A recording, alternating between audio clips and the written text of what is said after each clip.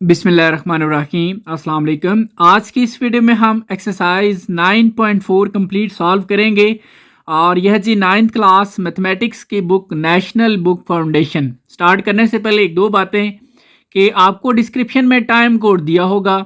आप जिस भी क्वेश्चंस को समझना चाहते हैं या किसी पार्ट को आप समझना चाहते हैं तो उस टाइम कोड की मदद से आप उस क्वेश्चन को स्टार्ट कर सकते हैं और उसको आप समझ सकते हैं। इसके अलावा आपको एक और लिंक दिया होगा जो कि प्ले लिस्ट है। अच्छा, उस प्ले लिस्ट में आज तक जितनी भी एक्सरसाइज और चैप्टर्स अपलोड हो चुके हैं वो सारे के सारे उसमें मौजूद है। आप जिस भी एक्सरसाइज को समझना चाहते हैं आप उस प्ले लिस्ट में जाएं और वहां से उस एक्सरसाइज को निकालें और उसको आप समझ लें। बेसिकली आपकी आसानी के लिए मैंने लिंक दिया होता है क्योंकि बहुत सारे स्टूडेंट्स पूछ रहे होते हैं कि सर ये एक्सरसाइज मुझे नहीं मिल रही, ये नहीं मिल रही, हालांकि वो मैंने अपलोड की होती है। तो आप प्ले लिस्ट को लाजमी देखा करें, वहाँ से चीज़ें सारी अब अपलोड होती हैं, वहाँ से आप लोग देख लिया करें। बाकी जी 100 के हमारे हो चुके हैं। आप सबका बहुत बहुत शुक्रिया, ये आप सबकी ही वजह से हैं। और ये चैनल भी मैं ये नहीं कहता कि जी मेरा है, मैं अक्सर ये कहता हूँ कि ये चैनल आप सबका है क्योंकि आप सबकी सपोर्ट की वजह से यहाँ तक हम पहुँचे हैं। इंशाल्लाह अभी नेक्स्ट हमारा टारगेट 1 मिलियन का है। आप देखिएगा वक्त ज़रूर आएगा, मुझे इस चीज़ पे यकीन है कि इंसान जिस चीज़ की कोशिश करता है वो कुछ उसको लाजमी मिलता है। तो आप भी, ये मैं आपको इस बात से ये कहूँगा कि आप लोग जिस चीज़ के लिए कोशिश कर रहे हैं कोशिश करते रहें, एफर्ट्स करते रहें, बाकी अल्लाह पे छोड़ दिया करें। अल्लाह जो है ना वो बेहतर करता है। तो अभी हम स्टार्ट करते हैं जी एक्सरसाइज 9.4। क्वेश्चन नंबर 1 हमारे पास है, determine whether the solids are similar or not. अच्छा, इस क्वेश्चन का मतलब क्या है? मतलब ये है कि ये दो शेप्स आपको नज़र आ रही हैं और आपसे ये पूछा जा रहा है कि ये दोनों शेप्स आपस में सिमिलर हैं या नहीं।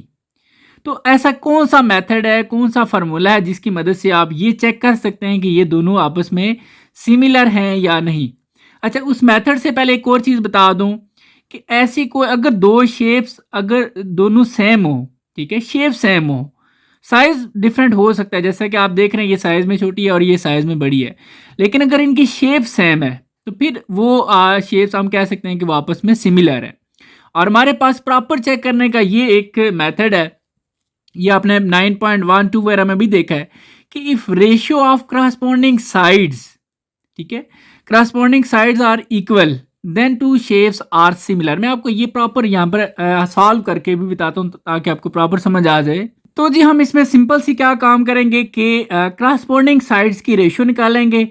अगर वो सेम हुई, इक्वल हुई, तो हम कहेंगे कि ये दोनों शेप्स आपस में सिमिलर है। अब कैसे चेक करें इसको? अब देखें, इसमें लिखा हुआ है जी कि रेशियो ऑफ करस्पॉन्डिंग साइड्स। वैसे मैं बहुत दफ़ा बता चुका हूँ करस्पॉन्डिंग साइड्स का मतलब ये है, देखिए ये साइड है ना, बिल्कुल इसी तरह दूसरी शेप में यही इसी तरह की साइड कौन सी है? ये वाली। तो हम ये कहते हैं कि इसके करस्पॉन्डिंग ये साइड है, ठीक है। इसकी आपने इन करस्पॉन्डिंग साइड्स की क्या बनानी है जी? रेशियो। रेशियो कैसे बनाते हैं? ऐसे डिवाइड करके, सिंपल सा एक तरीका है। जैसे मैं कहता हूँ जी 10, अब इसके करस्पॉन्डिंग ये साइड है तो आप यहाँ पर क्या करेंगे? 10 डिवाइड बाय 5 कर ले। अच्छा, आप बेशक इधर से स्टार्ट करें या इधर से स्टार्ट करें, लेकिन फिर ऑर्डर आपने सेम रखना है। अगर आपने इसको जैसे 10 डिवाइड बाय 5 किया तो फिर आप 6 डिवाइड बाय 3 करेंगे। ये ऑर्डर बहुत मैटर करता है, ठीक है। अच्छा, एक तो साइड्स की ये होगी दूसरी। अब नेक्स्ट साइड्स की भी रेशियो बना लेते हैं। अब जैसे हमने 10 को पहले रखा था, अब इसी तरह हम 6 को पहले रखेंगे और फिर 3 आ जाएगा, तो ये 6 डिवाइड बाय 3। तो ये आपने देखा कि हमने करस्पॉन्डिंग साइड्स की ये रेशियो बनाई। अब इनका आंसर देखें, ये आप इजीली चेक कर सकते हैं, ये आ जाएगा 2, ठीक है। ये भी देखें 3 1 3 और 3 2 6, तो ये भी 2। आपने ये देखा कि करस्पॉन्डिंग साइड्स की जो रेशियो है वो इक्वल है। ये बात जो लिखी हुई थी ये आपने यहाँ पर प्रूव भी कर ली, चेक भी कर ली। तो इस वजह से हम ये कह सकते हैं कि ये दोनों शेप्स आपस में क्या है? सिमिलर है। यहाँ पर हम लिख भी देते हैं कि हमने ये लिख दिया जी कि as ratio of corresponding length, या यहाँ पर आप साइड्स भी कह सकते हैं, आर सेम, सेम या इक्वल का वर्ड भी यूज कर सकते हैं। देयरफॉर यानी कि इसलिए द टू शेप्स, ये दो शेप्स हैं, आर सिमिलर। देखा मैंने जो मेन पॉइंट है ना इस क्वेश्चन में, सिमिलर है, मैंने ज़रा उसको ब्लैक से लिखा और ये लाइन लगा दी, ज़रा हाईलाइट हो जाए, ये दोनों शेप्स जो है ना वो सिमिलर ही है, इसका टू दी पॉइंट आंसर हो जाता है। तो ये आपका पार्ट 1 कंप्लीट हो गया। अब जी नेक्स्ट इसी तरह हमारे पास पार्ट 2 है और यहाँ पर आप देख रहे हैं कि ये हमें डायग्राम्स दी गई हैं, दो शेप्स हैं, हमें ये खा के हमने चेक करना है कि ये दोनों सिमिलर हैं या नहीं। हमारे पास क्या फार्मूला है जी कि हम करस्पॉन्डिंग साइड्स की रेशो निकाल लेते हैं। ठीक है, इसको आप साइड ही समझ लें। वैसे ये डायमीटर दिया हुआ है लेकिन इसके करस्पॉन्डिंग ये बनता है, इसको आप एज अ लेंथ कंसिडर कर लें, साइड कंसिडर कर लें। ठीक है, तो इसकी रेशो आप इसके साथ बना लेंगे, यानी कि आप क्या करेंगे जी 24 डिवाइड बाय, आप देखिए इसके करस्पॉन्डिंग ये बनता है, तो 24 डिवाइड बाय आप कर लेंगे जी 14। ठीक है, इसी तरह फिर नेक्स्ट अगर आप चेक करें तो आपने 24 को ऊपर लिखा था, इसी तरह आपने इस साइड को ये 12 भी ऊपर लिखना है, 12 डिवाइड बाई 8 कर लेना है। तो यहाँ पर अगर हम चेक करें जी को 12 डिवाइड बाई 8, ये आप कैलकुलेटर पे ज़रा इन दोनों को डिवाइड करके देखें, आपके पास है ना वो आंसर आ जाएगा 1.7 और इसका जो है वो 1.5। आप देख रहे हैं ये दोनों जो इनकी करस्पॉन्डिंग साइड्स की जो रेशियो है वो सेम नहीं है। ठीक है, सो यहाँ पर हम ये लिख सकते हैं कि as ratio of corresponding length या sides are not same, same नहीं है। ठीक है, देयरफॉर इसलिए the two shapes are not similar, ये दोनों शेप्स आपस में सिमिलर नहीं है। ठीक है, ओके जी, ये सिंपल सा आपका ये सॉल्व करने का तरीका है।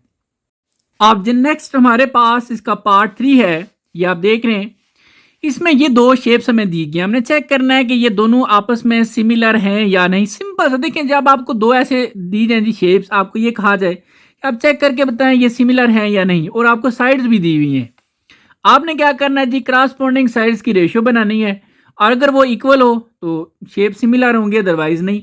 अभी हम चेक कर लेते हैं जी, देखें सपोज हम कर लेते हैं जी इसमें, लेट्स सपोज ये जो एक साइड है, ठीक है, ये आपको दी हुई है 12, बिल्कुल इसी तरह इसके करस्पॉन्डिंग ये वाली बनती है कि ये वाली, और ये दी हुई है 6। यहाँ पर अगर आप लिख लें ऐसे 12 और इसके डिवाइड बाय आप कर लेंगे 6। ठीक है, देखें हमने पहले इस साइड की लिख रहे हैं फिर इसकी लिख रहे हैं, इसलिए आपने सारी साइड ये वाली ऊपर लिख लेनी है और ये वाली नीचे लिख लेनी है, ये आर्डर आपने ख़राब नहीं करना ये नहीं के। अच्छा, अब नेक्स्ट अगर आप देखें तो अगर हम इसको देख लेते हैं जी, ये जो आपको दी हुई है ये वाली, ये आपको 13 दी गई है और इसके करस्पॉन्डिंग ये बनती है जो कि 6.5 है। तो यहाँ पर हम कर लेते हैं जी 13 डिवाइड बाय 6.5। ठीक है, इनका आंसर हम चेक करते हैं। इसके अलावा अगर आप नेक्स्ट आ जाएं यहाँ पर, तो ये देखें ये जो आपको दी गई है ये साइड ये 10 है और यहाँ पर जो दी गई है वो 5 है। तो यहाँ पर हम लिख लेते हैं जी 10। ठीक है, ये 10 डिवाइड बाय 5। इसके बाद नेक्स्ट जो दी है वो 10 है और इधर भी 5 है। देखें ये आप ऑलरेडी 10 डिवाइड बाय 5, जो आंसर इस चीज़ का होगा वही नेक्स्ट वाले का भी होगा, इसलिए आप लिखते हैं तो ठीक है, ना भी लिखें तो अभी आपकी मर्जी है। अब देखें ये तो सिंपल सा है, ये आपके पास आ जाएगा 2। अगर आप इन दोनों को डिवाइड करके देखें कैलकुलेटर पे आप डिवाइड करें तो ये भी आपके पास 2 ही आएगा। ठीक है, और इसी तरह जब आप 10 को 5 से डिवाइड करेंगे तो ये भी 2 आएगा। तो आप देख रहे हैं कि ये करस्पॉन्डिंग साइड्स की जब हमने रेशियो निकाली तो वो तीनों का आंसर सेम आ रहा है। तो यहाँ पर हमने लिख दिया कि as ratio of corresponding length are same, equal भी आप कह सकते हैं। ठीक है, देयरफॉर इसलिए the two shapes are similar, तो ये दोनों जो शेप्स हैं ये दोनों आपस में क्या हैं, सिमिलर हैं। ठीक हो गया जी, तो ये आपका पार्ट कंप्लीट हो गया। अब जी नेक्स्ट हमारे पास पार्ट नंबर 4 है और हमने चेक करना है कि ये दोनों शेप्स आपस में सिमिलर हैं या नहीं। क्राइटेरिया क्या है जी कि आपने करस्पॉन्डिंग साइड्स या लेंथ की रेशियो निकाल लेनी है। तो लेट्स सपोज जी हम सबसे पहले देख लेते हैं ये जो सर्कल सा बना हुआ है इसमें जो साइड दी हुई है ये आपको दी गई है 20, और बिल्कुल इसी तरह दूसरी शेप में ये जो सर्कल बना हुआ है इसमें जो साइड दी गई है वो है 9। तो यहाँ पर आपने क्या करना है, यहाँ पर ये चीज़ ना आपने गलत नहीं कर देनी। ठीक है, लेकिन ये जो है ना ये आपको 20 दी हुई है, बिल्कुल इसके करस्पॉन्डिंग इसी सर्कल के अंदर ये जो लाइन है ये आपको दी गई है 9। तो यहाँ पर आप क्या करेंगे 20 और ये डिवाइड में आप कर लेंगे 9। ठीक है, अच्छा नेक्स्ट, अब मैं साथ आपको ट्रिक बता रहा हूँ कि ये सर्कल के अंदर है और ये भी सर्कल के अंदर है। इसी तरह आप दूसरी साइड अगर आप देखें तो ये जो एक ट्राइंगल के अंदर है। ठीक है, ट्राइंगल के अंदर जो साइड है वो 21 है, इसी तरह इस ट्राइंगल के अंदर जो साइड है वो 12 है। ठीक है, ये जो आपका एरो देखें दिया हुआ है 12, यहाँ पर आप क्या कर लेंगे 21, ये 21 डिवाइड बाय आप कर लेंगे जी 12। ठीक हो गया। अब तीसरी नेक्स्ट साइड जो देख लेते हैं वो दी हुई है ये 29, अब इसके करस्पॉन्डिंग ये बल्ले बनती है ये। ठीक है, 29 डिवाइड बाय 15 आप कर लेंगे। सो यहाँ पर 29 डिवाइड बाय 15, अब आप कैलकुलेटर पे इनको डिवाइड करके देखते जाएं तो ये ऑलमोस्ट बन रहा है जी 2.2, और ये जो है ये 1.7, देखें यहाँ से आइडिया हो गया ये 2 पॉइंट है, पॉइंट भी अगर आप ना काउंट करें ना फिर भी आप देखें तो ये 2 पॉइंट है और ये 1 पॉइंट है, तो बहुत ही डिफरेंस है इनमें। सो यहाँ से ये इनको अगर आप डिवाइड करें तो ये 1.9। सो यहाँ से ये आइडिया हो गया कि ratio of corresponding length are not same, वो सेम नहीं है, ठीक है। सो देयरफॉर इसलिए the two shapes are not similar, ये देखा है मैंने ब्लैक से लिखा हुआ है ताकि बिल्कुल क्लियर हो जाए, जब पेपर चेक कर रहे हैं जो टीचर उनको बिल्कुल क्लियर हो जाए कि जी अच्छा ये आपस में सिमिलर नहीं है। ये सारे इसकी रीज़न भी है हमारे पास, ठीक हो गया, ये पार्ट आपका कंप्लीट हो गया। अब नेक्स्ट ही हमारे पास क्वेश्चन नंबर 2 है, सॉलिड्स आर सिमिलर। इसके वैसे पार्ट 1 भी है और पार्ट 2 भी है। पार्ट 1 में अगर आप देखें तो ये दो आपको शेप्स नजर आ रही हैं, वो ये कह रहा है कि ये दोनों आपस में सिमिलर है, ठीक है। अच्छा, find the values of unknown. अच्छा, अब अननोन की वैल्यू हमने फाइंड करनी है। जैसा ये पार्ट 1 है, अगर इसमें आप देखें तो अननोन क्या है, अननोन वो है जिसकी वैल्यू आपको नहीं पता। अब देखें यहाँ पर डी की वैल्यू हमें पता है। अच्छा, इसके करस्पॉन्डिंग इसी साइड में जाएं तो ये जो डी है इसकी वैल्यू देखें हमें नहीं पता, ये क्वेश्चन मार्क लगा हुआ है, ये अननोन है, ठीक है। अननोन मीन जिसके बारे में हमें नहीं आइडिया। इसी तरह ये एच है, इसकी वैल्यू भी पता है, इसकी वैल्यू भी पता है, तो ये अननोन है जी, ठीक है, जो कि हमने फाइंड करना है। एक तो ये पार्ट समझ ले हमारा हो गया। Also find the ratio of volume of solids, ये एक नई चीज़ आपके लिए, नया फार्मूला बनेगा, ठीक है, मैं आपको समझाऊंगा ये कैसे है।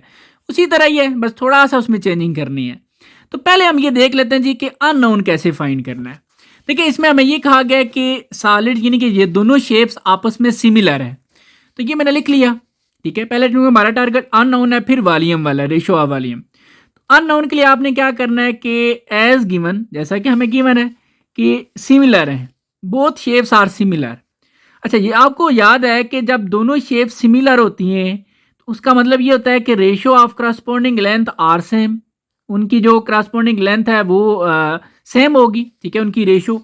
तो यहाँ पर हम बना लेते हैं। ये हम क्यों कर रहे हैं, क्योंकि हमारा अननोन इसी जो है ना क्रॉस जो साइड्स हैं इसमें आ रहा है, इसलिए हम ये फार्मूला यूज़ कर रहे हैं। अब अगर आप देखें तो जैसा कि ये आपको डी दिया है, ये कैपिटल डी, इसके करस्पॉन्डिंग ये वाला बनता है ये स्मॉल डी, तो आप इसकी रेशियो बना लें, जैसे डी और ये डिवाइड बाय स्मॉल डी, ठीक है। रेशियो कैसे लिख सकते हैं, ये इक्वल होगा जी किसके। अब नेक्स्ट आपको दिया हुआ ये एच और इधर से ये स्मॉल एच, ठीक है, ये एच हो गया और ये स्मॉल एच हो गया। ये हमने क्यों इक्वल कर लिया, क्योंकि दोनों शेप सिमिलर हैं, सो इनकी जो रेशियो है करस्पॉन्डिंग लेंथ की ये आपस में क्या होगी, सेम होगी या इक्वल होगी।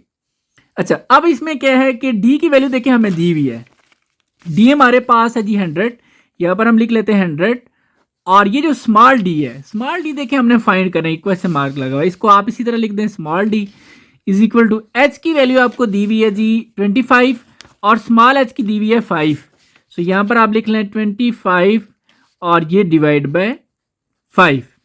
अब देखिए आपका टारगेट ये वाला, ये वैल्यू आपने फाइंड करनी है, तो इस वैल्यू को हमेशा याद रखें, जो वैल्यू आपने फाइंड करनी है वो ऊपर होनी चाहिए। तो यहाँ पर ये नीचे है, डिनोमिनेटर में है, तो इसको ऊपर लिखेंगे, ठीक है।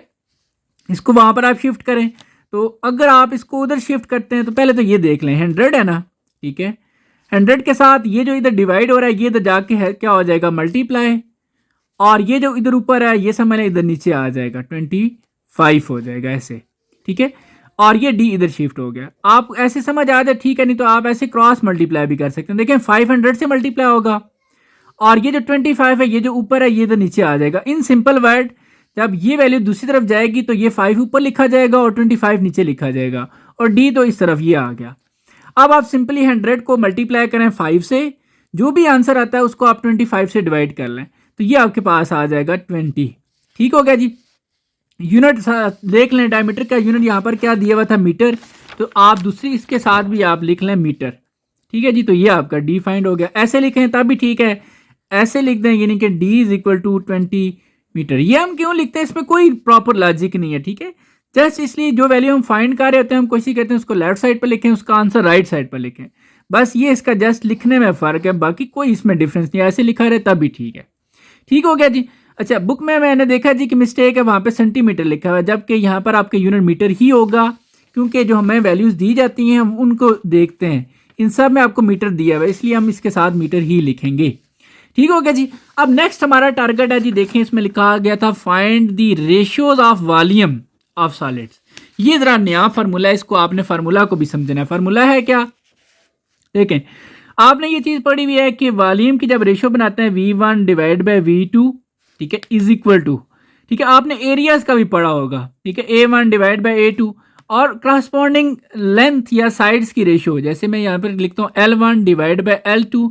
एरिया जब इधर हो तो आप स्केयर बनाते थे, और ये याद रखना है जब वॉल्यूम हो तो आपने इधर ऊपर क्यूब यानी कि 3 बना देना है, ठीक है, क्योंकि वॉल्यूम के अंदर 3 चीज़ें होती हैं। सो ये एक फार्मूला है जी इसमें, सिंपल सा। अब आपको ये जो लेंथ है ना, ये करस्पॉन्डिंग साइड्स ये आपको दी हुई है, आप इसमें 10 ये वाला भी काउंट कर सकते हैं क्योंकि डी अब आपको फाइंड कर चुके हैं। आप चाहें तो आप ये एच वाला भी काउंट कर सकते हैं, आपकी मर्जी है।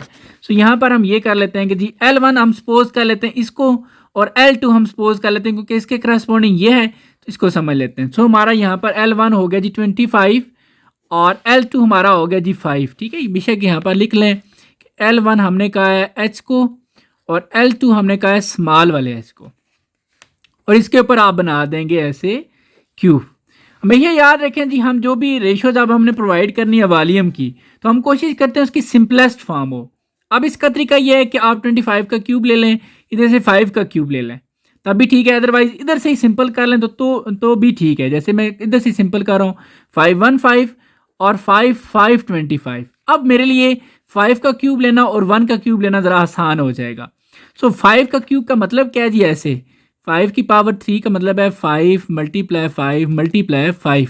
आप कैलकुलेटर पे भी डायरेक्ट लिखे ना 5 की पावर 3, आपके पास आ जाएगा 125 डिवाइड बाय, अब देखें 1 की पावर 3 यानी कि 1 को आपने ऐसे 3 टाइम मल्टीप्लाई करना है, 1 मल्टीप्लाई 1 मल्टीप्लाई 1, तब भी 1 नहीं आना जी।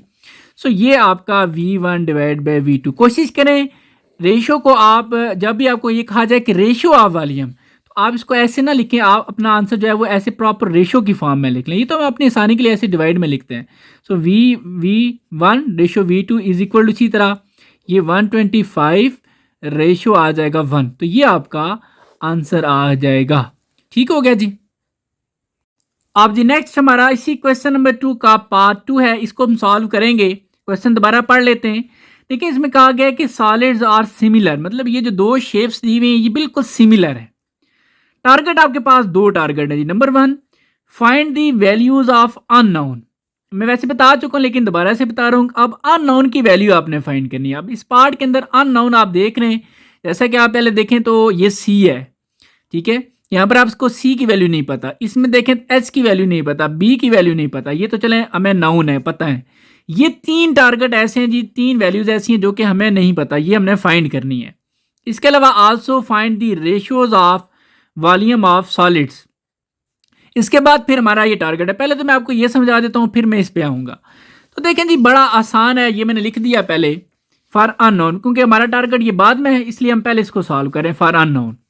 क्योंकि हमें ये कहा गया कि शेप सिमिलर है, as given both shapes are similar.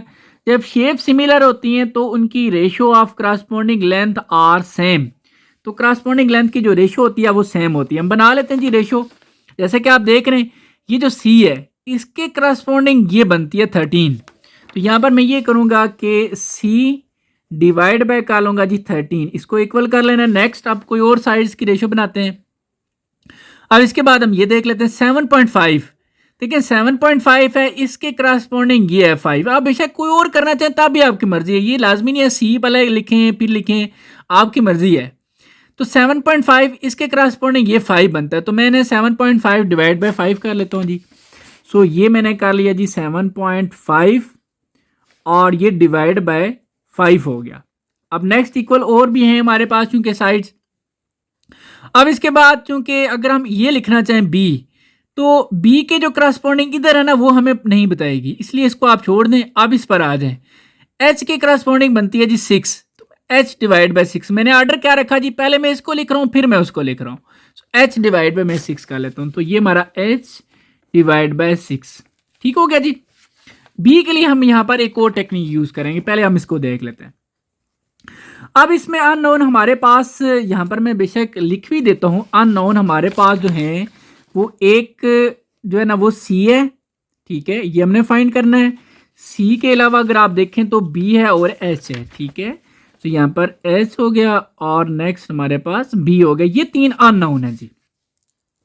अब इसमें देखें तो ये दोनों तो इजीली फाइंड हो जाएंगे यहाँ से ही। यहाँ से हम ये कह सकते हैं क्योंकि ये जो हमने बनाई है करस्पॉन्डिंग साइड्स की रेशियो, ये तीनों आपस में इक्वल की है क्योंकि शेप सिमिलर है। तो यहाँ पर आप इन दोनों को इक्वल कर लें, c डिवाइड बाई ये 13 इज इक्वल टू आप कर लें जी 7.5 डिवाइड बाई 5, क्योंकि अब इसमें देखें तो एक ही अननोन है, इसको हम अगर इसके इक्वल कर दें तो दो अननोन हो जाते हैं, वो सॉल्व नहीं हो सकता, इसलिए हम इसको इसके इक्वल कर रहे हैं। अब c इजीली फाइंड हो सकता है, वो कैसे, ये जो 13 इधर डिवाइड हो रहा है 7.5 के साथ जाके हो जाएगा मल्टीप्लाई और ऐसे डिवाइड बाय आ जाएगा 5। आप सिंपली कैलकुलेटर पे 13 को मल्टीप्लाई करें 7.5 से और जो भी आंसर आता है उसको 5 से डिवाइड कर दें तो आपके पास फाइनली आ जाएगा, इधर आ जाता है c, तो ये 19.5। ठीक है जी, यूनिट कौन सा लगाना है आप क्वेश्चन के अंदर देख सकते हैं, जो यूनिट यूज हुआ है जी ओवरऑल सब मीटर यूज हुआ है, तो यहाँ पर भी आप लिख लें मीटर। तो ये देखें एक अननोन हमने फाइंड कर लिया। अब हम नेक्स्ट जो है ना वो फाइंड करते हैं जी के बेशक यहाँ पर आप मेंशन भी कर दें, ठीक है, यहाँ पर आप मेंशन कर दें, हमने लिख लेते हैं जी फॉर सी, क्योंकि हमने सी के लिए काम किया है, ठीक है, तो ये हमारा सी हो गया। अब नेक्स्ट एच के लिए कर लेते हैं, अब इसी को हम इसके इक्वल कर लेते हैं, तो यहाँ पर लिख लेते हैं जी फॉर एच, ठीक है, ताकि प्रॉपर क्लियर हो जाए ज़रा सारा कुछ। अब हम एच बाई 6 को, यानी कि ये जो हमारे पास है जी एच बाई 6, इसको हम इक्वल कर सकते हैं इसके, क्योंकि ये तीनों इक्वल हैं। तो यहाँ पर भी ये 7.5 डिवाइड बाय आ जाएगा 5, 6 जो इधर डिवाइड हो रहा है 7.5 से जाके मल्टीप्लाई हो जाएगा 7.5 मल्टीप्लाई 6 डिवाइड बाय 5। आप कैलकुलेटर पे 6 को मल्टीप्लाई करें 7.5 से, जो भी आंसर आता है फिर 5 से डिवाइड कर लें तो ये आपके पास आ जाएगा 9। ठीक है, सो इस तरीके से यूनिट आपने मीटर लगाने लेना है। ठीक है जी, तो ये आपका एच बी फाइंड हो गया। अब नेक्स्ट अननोन जो है वो हमारे पास बी है, इसके लिए जरा हमें कोई और टेक्निक यूज करनी पड़ेगी, क्योंकि वो उसके जो करस्पॉन्डिंग साइड्स हैं ना वो हमें नहीं दी हुई। तो फिर आप यहाँ पर क्या करेंगे, देखें जी, मैं यहाँ पर आपको एक वेरी इंपॉर्टेंट पॉइंट है ये समझने वाला है। देखिए यहाँ पर जो ये जो सी है, ठीक है, ये जो शेप सी बन रही है ना ये, ठीक है, अब देखा जाए तो ये जो सी है बिल्कुल इसके सामने जो साइड है, ये दोनों साइड्स आपस में पैरेलल है, मतलब आप यहाँ पर ये कह सकते हैं जितनी ये साइड है उतनी ही ये साइड है। ठीक है, क्योंकि शेप्स आपस में सिमिलर हैं तो इनकी सारी साइड्स को हम, ये जो स्पेशली है ना एक साइड के अंदर दूसरी साइड ये, ठीक है, इसको हम इसके इक्वल कर सकते हैं और इसको हम इसके इक्वल कर सकते हैं, जैसा कि रेक्टेंगल में होता है कि अपोजिट साइड्स आपस में क्या होती हैं, इक्वल होती हैं। इसी तरह ये जो सी है, इसी तरह ये भी क्या होगा, ये साइड भी सी ही होगी। ठीक है, और सी की वैल्यू हम फाइंड कर चुके हैं, मैं आपको यहाँ पर दिखा देता हूँ। सी की वैल्यू आपने देखा 19.5 है। सो यहाँ पर हमारे पास ये जो सी है, अगर ये सी है तो ये भी सी है और सी की वैल्यू हमें पता है। तो यहाँ पर आप अगर देखें गौर से तो ये जो ट्राइंगल शेप बन रही है इसमें, क्योंकि ये 90 का एंगल है तो ये राइट ट्राइंगल है। राइट ट्राइंगल के अंदर अगर आपको, क्योंकि बी भी हमने फाइंड अभी जो है ना वो बी फाइंड नहीं किया जी, ठीक है, बी रहता है। ठीक है, राइट ट्राइंगल है ये, राइट ट्राइंगल के अंदर हमें 7.5 यानी कि ये परपेंडिकुलर भी पता है, हाइपोटेन्यूज ये सी हमने फाइंड कर लिया है, बी हम फाइंड कर सकते हैं। अगर एक राइट ट्राइंगल के अंदर दो चीज़ें हमें पता हो, तीसरी हम बाय पाइथागोरस थ्योरम फाइंड कर सकते हैं, इसलिए यहाँ पर हम यूज़ करेंगे by Pythagoras theorem. Very simple है जी, आप देखें यहाँ पर मैं लिख रहा हूँ, ये मेंशन कर देता हूँ फॉर एच, ठीक है, ताकि ज़रा क्लियर हो जाए। तो यहाँ पर हम लिख लेते हैं जी for H, sorry for B, ठीक है, ये हमारा बी यहाँ पर हम फाइंड करेंगे। अब इसके लिए हम क्या यूज़ करें जी, बाय पाइथागोरस थ्योरम। तो बल्कि हम एक काम करते हैं कि ये जो राइट ट्रायंगल है ये यहाँ पर अलग से ना निकाल के बना लेते हैं। तो ये हमारा ये जो परपेंडिकुलर है ये हमारी होगी बेस और ये हमारा हो गया हाइपोटेन्यूज। ये छोटा सा मैंने एक पार्ट उसमें से निकाल लिया शेप में से। ये हमारे पास बी है और ये सी है। ये सी कैसे मैंने इसको कह दिया, क्योंकि इसके सामने जो है वो ये रेक्टेंगल सिंबल है, ये बनी हुई है, अपोजिट साइड्स इक्वल हैं। और ये जो परपेंडिकुलर है ये आपको दिया गया जी 7.5 मीटर का। अब आप और ये भी लिख लें, सी जो हमने फाइंड किया हुआ है जो कि 19.5 है, तो इसको भी लिख लेते हैं 19.5 मीटर। अब आसान हो जाएगा जी काम। अब यहाँ पर हम लिखते हैं जी बाय पाइथागोरस थ्योरम। ठीक है, आप सबको आइडिया है कि हाइपोटेन्यूज का square is equal to perpendicular का स्क्वायर प्लस बेस का स्क्वायर। ये मैं शॉर्ट फॉर्म में लिख रहा हूँ। हाइपोटेन्यूज एच लिख दिया, परपेंडिकुलर के लिए पी लिख दिया और बेस के लिए जो मैंने बी लिख दिया। अब देखें जो हाइपोटेन्यूज है वो हमारे पास 19.5 है, तो यहाँ पर 19.5 का ये हो जाएगा स्क्वायर, और परपेंडिकुलर हमारे पास 7.5 है, इसका भी हो गया स्क्वायर, और बेस को एज हम बी कह देंगे, ये बी का स्क्वायर। ठीक है, कैपिटल बी से हमने स्मॉल बी, क्योंकि यहाँ पर बी उसको कहा गया है। आप 19.5 का स्क्वायर लें। ठीक है, जब आप स्क्वायर लेंगे तो ये आपके पास 380.25 आ जाएगा। 7.5 का जब आप स्क्वायर लेंगे तो ये 56.25 आ जाएगा, और प्लस ये बी का स्क्वायर, क्योंकि हमें बी की वैल्यू फाइंड करनी है, इसको आप इधर शिफ्ट कर लें। सो ये 380.25 माइनस ये 56.25, ठीक है जी, इज इक्वल टू ये इधर आ जाएगा बी का स्क्वायर। इसमें से जब ये माइनस करेंगे तो ये 324 इज इक्वल टू बी का स्क्वायर। हमें जस्ट बी चाहिए, स्क्वायर खत्म करना है, तो सिंपल सी बात है जी, स्क्वायर को खत्म करने के लिए आप स्क्वायर रूट ले लें। ठीक है, तो ये आपने स्क्वायर रूट लिया, अब स्क्वायर रूट कैंसिल हो गया। सो बी जो है, जब आप 324 का स्क्वायर रूट लेंगे तो ये आ जाएगा 18, तो ये बी फाइंड हो गया। यूनिट आप मीटर लगा लें, क्योंकि सारी वैल्यूज के साथ मीटर है, ऐसे लिख लें तभी ठीक है, तो ऐसे लिख लें बी इज इक्वल टू 18 ये मीटर। ये आपके पास तीसरी जो अननोन था जी, वो भी फाइंड हो गया। ठीक हो गया। अब इसके बाद जी next find the ratios of volume. ठीक है, जब सारी साइड्स हमें पता होती हैं तो इजीली हम जो है ना, कोई सारी भी नहीं, अच्छा लेट्स सपोज हमें एक भी पता नहीं है, इससे भी हम जो है ना वो रेशियो ऑफ वॉल्यूम फाइंड कर सकते हैं। ठीक है, सिंपल सा फार्मूला है जी, V1 डिवाइड बाय V2। एक की इसको लेट्स सपोज आप इसको V1 कह देते हैं, इसको आप V2 कह देते हैं, तो V1 divide by V2 is equal to L1 divide by L2, और ये इसका आ जाता है क्यूब। ठीक हो गया जी। अब आपने क्या करना है, L1 तो आपकी मर्जी है। ठीक है, आपके पास अब ये सारी साइड्स मौजूद हैं, एच भी आपको पता है, तो आप ये वाली साइड लेना चाहें तब भी ठीक है, ये काउंट करना चाहें तब भी ठीक है। तो ज़रा आसान जो होगी ना, मैं वो कंसिडर कर रहा हूँ। अब एच हमें पता है जी 9 है हमारे पास, ये आप देख सकते हैं एच जो है वो 9 है। सो यहाँ पर इसके करस्पॉन्डिंग वो मैं कर लेता हूँ, इधर मैंने किया ये 9, ठीक है, ये मैंने लिख दिया जी 9, और इसके करस्पॉन्डिंग ये बनता है 6। ठीक हो गया, और इसका मैं कर लेता हूँ जी ये क्यूब। ये ज़रा कैलकुलेट करने में आसान हो जाएगा, इसलिए मैंने ये लिख लिया। अदरवाइज आपकी मर्जी है, आप ये भी कर सकते हैं, आप बी भी कर सकते हैं, आप सी भी कर सकते हैं। ठीक है, अब चूंकि जो रेशियो जो हमने प्रोवाइड करनी है वो हम कोशिश करेंगे सिंपलेस्ट फॉर्म हो। एक तरीका ये है कि आप 9 का क्यूब ले लें, डिवाइड बाय 6 का क्यूब ले लें, वैल्यू ज़रा बड़ी बड़ी आ जाएंगी। मैं ज़रा इसको शार्ट कर लेता हूँ, ऐसे इधर से डिवाइड कर लेता हूँ। 3 2 6 और 3 3 9। आप देखें 3 का 3 जो है ना वो ये हमारे पास होता है 27, और 2 का क्यूब जो होता है वो हमारे पास होता है 8। तो ये हमने बगैर कैलकुलेटर के भी जो है ना वो कर लिया है। सो अब हम इसको रेशो की फॉर्म में लिखते हैं V1 V2। देखिए हमें ये कहा कि रेशो ऑफ वॉल्यूम, तो रेशो का आप इस तरह ना लिखें, ये तो हम अपनी आसानी के लिए ऐसे लिखते हैं, हल करते हैं। जब आंसर आप प्रोवाइड करें तो आप कोशिश करें इस तरह लिखें। ठीक है, तो ये 27 और ये रेशो 8 आ जाएगा। तो ये आपका जी वॉल्यूम की रेशो जो है वो भी फाइंड हो चुकी है। अब जी नेक्स्ट हमारे पास क्वेश्चन नंबर 3 है, और इसके 2 पार्ट हैं, आगे भी हैं, तो हम सॉल्व करते हैं उनको। सॉलिड्स आर सिमिलर, मतलब ये जो 2 शेप्स आपको दी हुई हैं ये दोनों सिमिलर हैं। Find the unknown volume. ठीक है, अब एक वॉल्यूम इसका है और एक इसका, ये आपको नीचे लिखा हुआ है V1 इसका है और V2 इसका है। अब अननोन, अब देखें ये तो नाउन है चूंकि हमें पता है, अब ये हमें नहीं पता, ये हमारे लिए अननोन है, ये हमने फाइंड करना है। आसान सा एक फार्मूला है जी आपके पास, वो फार्मूला ये है कि आप वॉल्यूम की रेशो बनाएं, V1 divide by V2 is equal to कोई भी करस्पॉन्डिंग साइड्स ले लें, जैसे मैं कहता हूं एक L1 और एक L2, और इसका आप कर लेंगे क्यूब। ये फार्मूला है जी।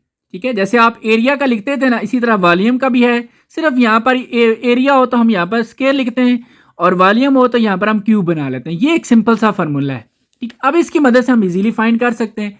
अब नेक्स्ट देखें जी, अब अगर हम देखें तो यहाँ पर ये V1, देखिए V1 की वैल्यू हमें पता है ये 9000 है। ठीक है, तो यहाँ पर आप इजीली लिख भी सकते हैं, हम लिख लेते हैं 9000।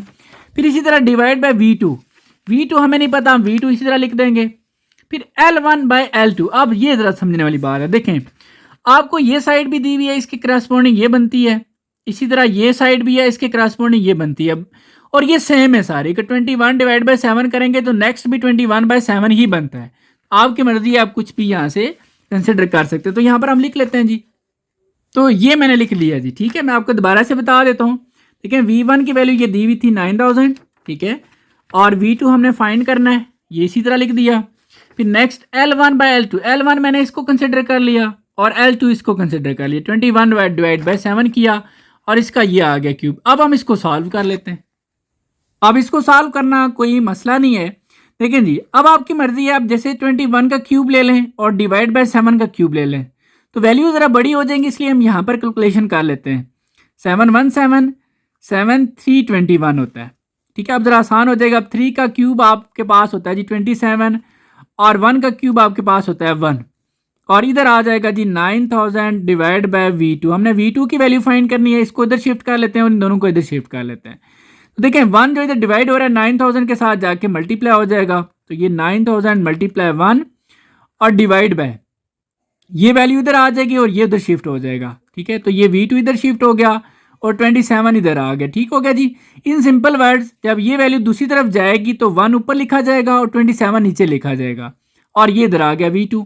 अब आप सिंपली 9000 को 1 से मल्टीप्लाई करें और डिवाइड बाय 27 कर लें तो ये आपके पास आ जाएगा जी 333 है, फिर 0.33, ठीक है। यूनिट आप क्या लगाएंगे जो कि आपको क्वेश्चन के अंदर दिया हुआ है। क्वेश्चन के अंदर अगर आप देखें जो वैल्यूज़ आपको दी हुई थी वो mm के साथ है। सो चूँकि ये वॉल्यूम है, वॉल्यूम के साथ आप अब जो भी यूनिट लिखेंगे उसका आप क्यूब ले लेंगे, ठीक है। और ये V2, इसको बेशक आप इस तरीके से लिख लें कि V2 इज इक्वल टू ये 333.33 और ये mm का क्यूब। तो ये आपका जी वॉल्यूम फाइंड हो गया। अब जी नेक्स्ट इसी क्वेश्चन नंबर 3 का पार्ट 2 है हमारे पास। ये जो दोनों शेप्स हैं ये सिमिलर हैं, ठीक है, और अननोन वॉल्यूम। अब देखें वॉल्यूम दो ही शेप हैं, दो ही होंगे, एक V1 और एक V2। ये तो हमें नोन है, पता है, और ये हमारे लिए अननोन है, ये हमने फाइंड करना है। वॉल्यूम के लिहाज से मैंने आपको ये सिंपल सा एक फार्मूला बताया जी कि V1 divide by V2 is equal to किसी भी करस्पॉन्डिंग साइड्स की रेशो बनाए, यानी कि let's suppose L1 divide by L2 उसका आप क्यूब ले लें, ये फार्मूला है जी। अब V1 देखें हमने फाइंड करना है तो इसलिए मैंने V1 इसी तरह लिख दिया और V2 की वैल्यू दी हुई है 360, ये आप देख लें, ये 360 is equal to L1 by L2, जो भी आपको साइड दी हुई है, ठीक है।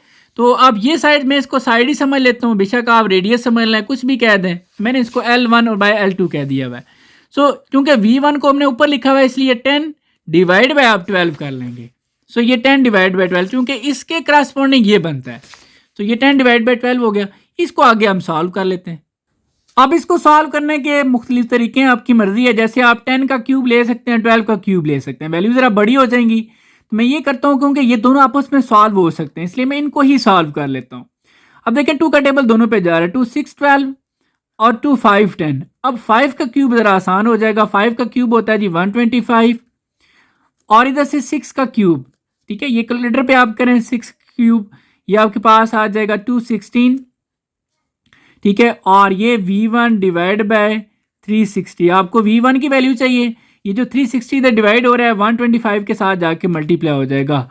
सो ये 125 मल्टीप्लाई 360 और डिवाइड बाय आप कर लेंगे जी 216 और इधर V1, आप इसको इससे मल्टीप्लाई करें, जो आंसर आता है इससे डिवाइड कर लें तो फाइनल आपके पास आ जाएगा जी 208.33। अब यूनिट कौन सा लगाना है जी, ये आप क्वेश्चन के अंदर देखें, मैं आपको दिखा देता हूँ।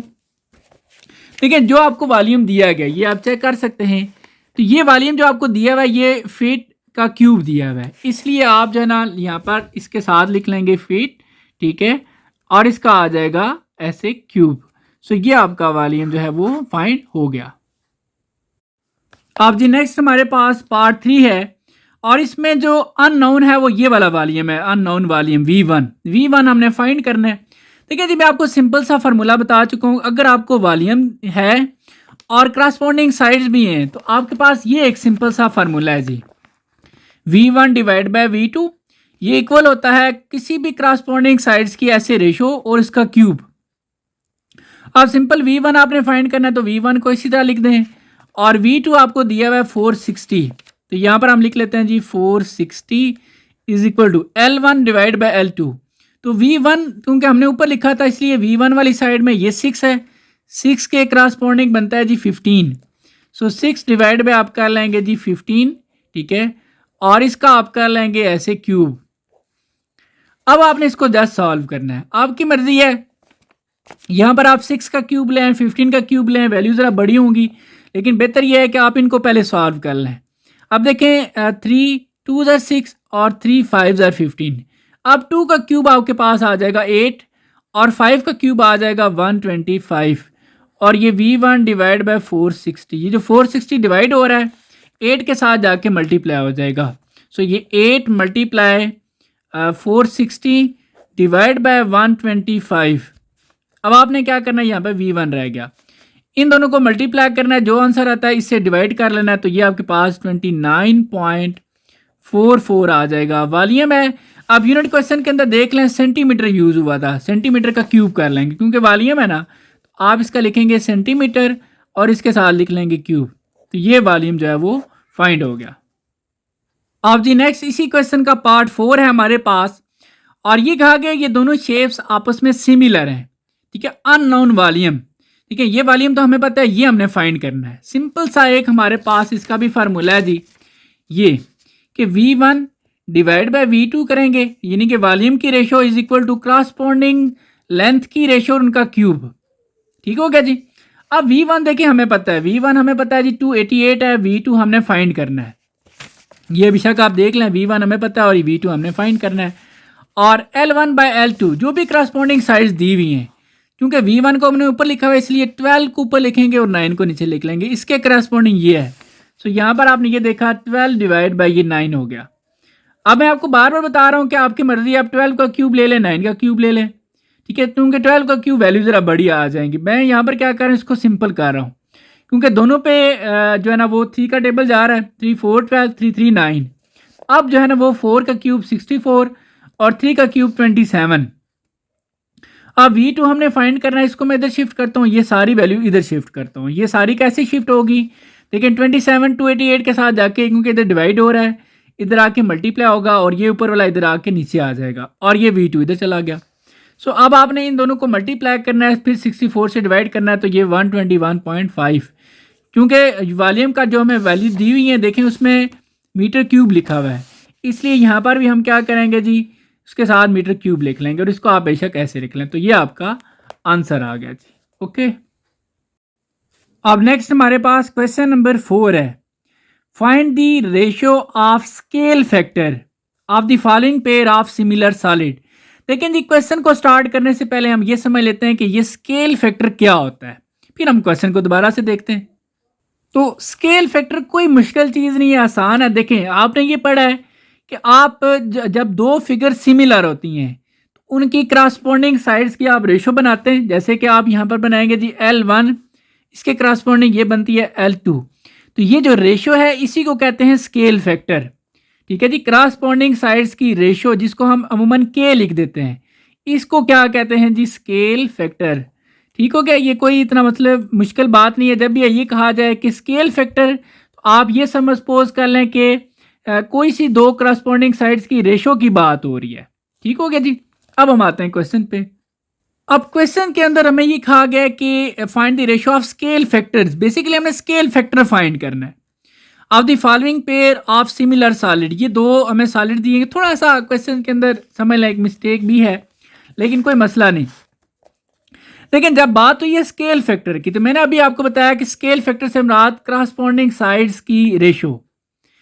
अच्छा, आप समझ लें कि करस्पॉन्डिंग साइड्स की रेशो में दी हुई है क्योंकि स्केल फैक्टर की बात हुई है, और दूसरा में वॉल्यूम दिया हुआ है। तो हमारे पास एक सिंपल सा इससे रिलेटेड एक फार्मूला है जो कि ये है कि V1 divide by V2 is equal to corresponding sides की ये रेशो और इसका आ जाएगा क्यूब, ठीक हो गया।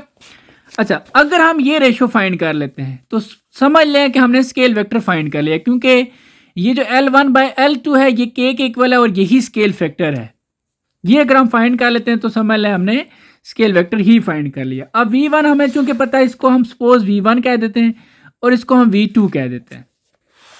तो V1 जो है वो अगर हमारे पास 512 है और V2 जो है वो हमारे पास 17, ये 28 है और ये हमने फाइंड करना है, ठीक है। L1 बाय L2 बेसिकली हमारा टारगेट है। अच्छा, इसको अगर आप सिंपल कर लें कैलकुलेटर पे, अगर आप लिखें 512 डिवाइड बाय 17 28, तो अगर आपके पास फुली फंक्शनल कैलकुलेटर है तो आपके पास ये आंसर आ जाएगा 28/27। ठीक है, नहीं तो आप ऐसे फैक्टर्स बना के निकाल सकते हैं, वो मैं आपको दिखा देता हूँ।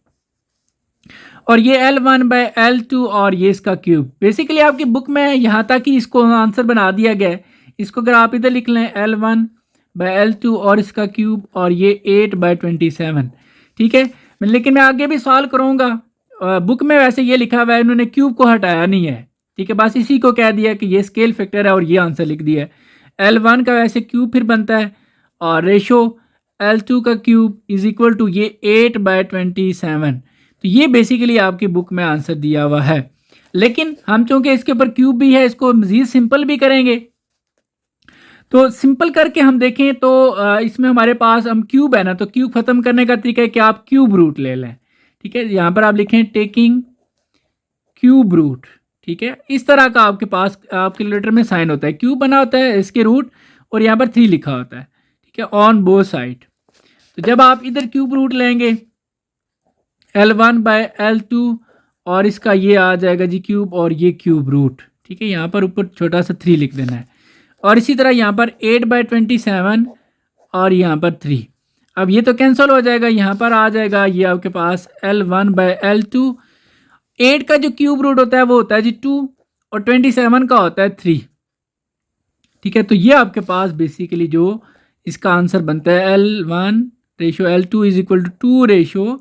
ये इसका सिंपलेस्ट जो है ना वो आंसर। वैसे आपकी बुक में उन्होंने यहाँ तक दिया हुआ है, आपकी मर्जी है, अब यहाँ तक लिख दें तब भी ठीक है, लेकिन इसका मजीद इसको हम इस फॉर्म में, सिंपलेस्ट फॉर्म है क्योंकि क्यूब हटाना है, तो ये फॉर्म इसकी बन जाती है। अब जी नेक्स्ट हमारे पास क्वेश्चन नंबर 5 है, 2 स्विमिंग पूल। 2 हमारे पास स्विमिंग पूल हैं जी, आर सिमिलर। ठीक है, आप अपनी आसानी के लिए बेशक 2 ऐसी शेप बना लें, सर्कल से बना लें। ठीक है, with a scale factor of 4/5। अब ये क्या चीज़ है? ठीक है, वैसे मैं आपको यहाँ पर ये बता चुका हूँ कि स्केल जो फैक्टर होता है, ठीक है, स्केल फैक्टर बेसिकली के को कहते हैं और ये हमारे पास इक्वल होता है कोई सी 2 करस्पॉन्डिंग साइड्स की रेशो। ठीक है, दो लेट्स सपोज 2 शेप है हमारे पास, उनकी करस्पॉन्डिंग साइड्स की जो रेशो है, ठीक है, अगर 2 शेप सिमिलर हैं तो उनकी सारी करस्पॉन्डिंग साइड्स की रेशो आपस में सेम होती हैं। हम यूँ कह सकते हैं कि वो कांस्टेंट होती हैं। ठीक है, तो इसी तरह ये जो करस्पॉन्डिंग साइड्स की जो रेशो है वो कांस्टेंट होती है, उसको हम के लिख देते हैं, हम 1K लिखते हैं और ये हमारे पास स्केल फैक्टर है। जब हमें स्केल फैक्टर की वैल्यू दी हुई है तो आपको पता होना चाहिए कि स्केल फैक्टर बेसिकली L/L2 है, L1/L2 है। तो इससे ये आइडिया हो गया कि ये L1 है और ये L2 है। ठीक है, आप आसानी से यहाँ पर ये लिख सकते हैं कि L1 जो आपको दिया गया वो आपके पास 4 है और L2 जो दिया गया वो आपके पास 5 है। ठीक हो गया, ये हमने स्केल फैक्टर से आइडिया लिया है क्योंकि स्केल फैक्टर बेसिकली इक्वल होता है L1/L2 के। ठीक हो गया, आगे next, the amount of chlorine mixture to be added is proportional to the volume of water in the pool. इस जुमले का आसान सा मतलब ये है कि जो भी आप क्लोरीन मिक्सचर की अमाउंट लेंगे वो समझ लें कि उसका वॉल्यूम आप कंसिडर कर लें। ठीक है, ये बात बस इसका मतलब ये, आगे जाके इस पॉइंट को मैं मजीद एक्सप्लेन करता हूँ। देखें, if 3 cups of chlorine mixture, ये जो क्लोरीन मिक्सचर की अमाउंट दी जा रही है ना, ये सपोज कर लें ये वॉल्यूम है। इसने ये बात जो की थी ना कि chlorine mixture to be added is proportional to the volume, आसान मतलब यह है कि इसकी जो भी अमाउंट है उसको आप वॉल्यूम कंसिडर करेंगे। तो इसलिए यहाँ पर जो क्लोरीन मिक्सचर की ये कहा गया 3 कप, इसको हम एज अ वॉल्यूम कंसिडर करेंगे। सो अच्छा, एक और बात ये समझने वाली है कि उसने जब ये बोला ना कि 3 cups of chlorine mixture are needed for smaller pool है जी। ठीक है, ये हमने पूर लिखा हुआ है बाय मिस्टेक, ये नीचे देख लें। अच्छा, अब हमें कैसे पता चलेगा? एक तो हमारा V1 हो जाएगा और एक हमारा जो है वो V2 हो जाएगा। अब देखें, ये जो उसने 3 कप्स दिए हुए ये स्मॉलर पूल के दिए हुए, हमें कैसे पता चलेगा कि स्मॉलर पूल कौन सा है, V1 वाला रखें या V2 वाला? देखिए, आपको जो रेशो दी गई थी 4/5, छोटे वाले जो कम नंबर है उसको आपने L1 रखा हुआ है, इसलिए ये जो कम वाला है ना, ठीक है, इसको आपने 4 रखा है और जो ज्यादा वाला जिसको आपने 2 कह दिया है, इसलिए इसी तरह यहाँ पर जो स्मॉलर है, स्मॉलर वाला यानी कि इसको आप समझेंगे ये स्मॉलर वाला है और ये लार्जर वाला है। तो स्मॉलर वाले की वैल्यू दी गई है 3 कप्स, इसलिए ये जो वॉल्यूम है ये V1 इसको आप सपोज करेंगे। ठीक है, तो ये आप लिख लें 3 कप्स और फिर how much of the chlorine mixture is needed for the larger pool. Larger वाले को आपने ये देखें, ये लार्जर नंबर था, इसको आपने 2 की कैटेगरी में रखा था, इसलिए V2 फिर आपने सपोज जो है वो फाइंड करना है। बहुत आसान है जी, वही फार्मूला आप यूज़ करेंगे जो कि आप यूज़ करते आ रहे हैं, V1 डिवाइड बाई V2, ठीक है, वॉल्यूम के रेशो, और L1 by L2 corresponding sides के रेशो और उसका क्यूब। अब देखें V1 आपको पता है जो कि है 3, ठीक है, यहाँ पर आप लिख लेंगे 3। V2 आपको नहीं पता, ये इसी तरह लिख दें, और L1 आपको पता है 4 है, और L2 आपके पास है जी 5, और इसका आ जाएगा ऐसे क्यूब। क्योंकि ये मज़ीद सिंपल नहीं हो सकता, डायरेक्ट आप इसका 4 का क्यूब लें तो ये 64, और 5 का क्यूब लेंगे तो 125, कैलकुलेटर पे लेना जी, ठीक है। 3 डिवाइड बाय ये V2 आपने फाइंड करना है। सो इसको इधर शिफ्ट करें और सारे को इधर शिफ्ट करें। ये सारा इधर शिफ्ट कैसे होगा, ये जो डिवाइड हो रहा है ये इधर आके 3 से मल्टीप्लाई हो गया, ऐसे मल्टीप्लाई हो गया, और ये 3 के साथ इधर आके डिवाइड हो गया ऐसे, और इज इक्वल टू ये इधर चला गया V2। अब इसको 3 से मल्टीप्लाई करेंगे, फिर 64 से डिवाइड कर देना है, तो ये आपके पास आ जाएगा जी 5.8, और ये हो गया V2, ठीक है जी। क्योंकि V2 को हमने जो वॉल्यूम उसने दिया हुआ था उसका साथ उसने ये लिखा हुआ था कप्स, ठीक है, ये से 3 कप्स, तो यहाँ पर आ जाएगा जी 5.8 कप्स। इसको आप यूँ लिख लें, V2 is equal to 5.8 cups, ठीक है। इसको बेशक आप ऐसे लिख लें अप्रॉक्सीमेटली तकरीबन, यानी कि इतने जो है ना वो कप्स हमारे पास और होंगे। तो ये आ गया जी वॉल्यूम। अब जी next question number 6, a model bus is build with a scale of. मैंने आपको भी बताया था कि जब भी आपको स्केल या स्केल फैक्टर का वर्ड यूज हो जाए तो ये आप समझ लें, क्योंकि स्केल या स्केल फैक्टर इक्वल होता है L1 डिवाइड बाय L2, तो ये L1 है और ये L2 है, ठीक है। आगे जाके मैं मजीद भी एक्सप्लेन करता हूँ। अच्छा, the model bus has a volume of 30 metre cube, what is the volume of actual bus. देखिए दो तरह की बस है, एक मॉडल बस है और एक एक्चुअल है। मैं यहाँ पर लिख लेता हूँ ताकि आपके लिए आसान हो जाए। यहाँ पर हम लिख लेते हैं जी मॉडल बस, और दूसरी तरफ हम लिख लेते हैं जी एक्चुअल बस, ठीक हो गया। दो बसेस हैं हमारे पास, एक मॉडल है और एक एक्चुअल है।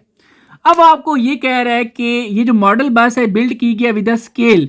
अच्छा, 1:10 का मतलब ये है कि अगर आपकी मॉडल बस जो है ना वो एक्चुअल में 10 है और मॉडल जो है ना वो 1 है, ठीक है, यानी कि 10 जो है ना वो टाइम ये वाली एक्चुअल वाली ज़्यादा है उससे।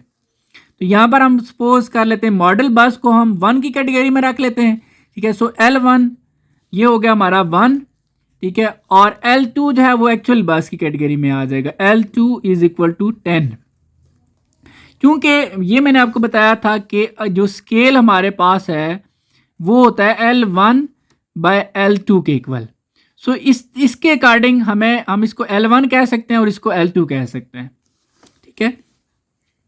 दोबारा से बता रहा हूँ, दो बसेस हैं, एक मॉडल बस है और एक एक्चुअल बस है, और ये हमें दी गई थी रेशो, ठीक है। सो हमने ये कर दिया, इसको L1 कह दिया और इसको L2 कह दिया। अब ये याद रखना है कि एक्चुअल वाली को हमने 2 की कैटेगरी में रखा है, मॉडल वाली को 1 की कैटेगरी में। The model bus has a volume. अब ये जो वॉल्यूम है ना, ये मॉडल बस का, ये मॉडल बस, तो वॉल्यूम मॉडल बस को हमने 1 की कैटेगरी में रखा है। सो ये V1 आपके पास आ जाएगा 30 metre cube. What is the volume of actual bus. Actual bus को हमने 2 की कैटेगरी में रखा हुआ है, इसलिए इसका वॉल्यूम हम V2 कर लेंगे। ये हमने फाइंड करना है। ये एक सिंपल सा आपके पास क्राइटेरिया बन गया। फार्मूला अब आप इसको देख के भी देख सकते हैं कौन सा लग रहा है, ये वाला V1 by V2 is equal to L1 by L2, और इसका आ जाएगा जी ऐसे क्यूब। अब वैल्यूज जस्ट पुट करें, V1 की वैल्यू आपके पास 30 है, तो ये 30 डिवाइड बाय V2 की वैल्यू आपको नहीं पता, फाइंड करनी है, और L1 की वैल्यू आपके पास 1 है और L2 की वैल्यू आपके पास 10 है। सो ये आ गया इसका क्यूब। इसको अब आपने सॉल्व करना है जी। देखें 1 का क्यूब आ जाएगा 1 और 10 का क्यूब आपके पास आ जाएगा 1000, और ये 30 डिवाइड बाय V2 की वैल्यू फाइंड करनी है, इसको इधर शिफ्ट कर लें, तो ये जो इधर डिवाइड हो रहा है 30 के साथ जाके हो जाएगा जी मल्टीप्लाई, और ये जो इधर ऊपर है ये इधर आ जाएगा नीचे, और V2 इधर शिफ्ट हो जाएगा इसकी जगह। अब इसको जब 30 से मल्टीप्लाई करेंगे, 1 से डिवाइड करेंगे, तो ये आ जाएगा 30,000, ठीक है जी। आपकी बुक में मिस्टेक है तो वो आपने परेशान नहीं होना, इसको आप इधर लिख लें 30,000 और साथ यूनिट लिख लें जो कि आपके क्वेश्चन में यूज़ हुआ है जी मीटर क्यूब। सो यहाँ पर भी आप क्या लिख लेंगे, मीटर क्यूब। तो ये आपका जो है ना वो आंसर आ गया। इसके साथ भी बेशक लिख लें, ऐसे भी ठीक है, ऐसे भी ठीक है, ये आपकी मर्जी है। अब जी नेक्स्ट क्वेश्चन नंबर 7 है, सॉलिड ए शॉन बिलो, ये आपको नजर आ रहा है, is similar to solid B not shown, जो कि हमें नहीं दिखाया गया।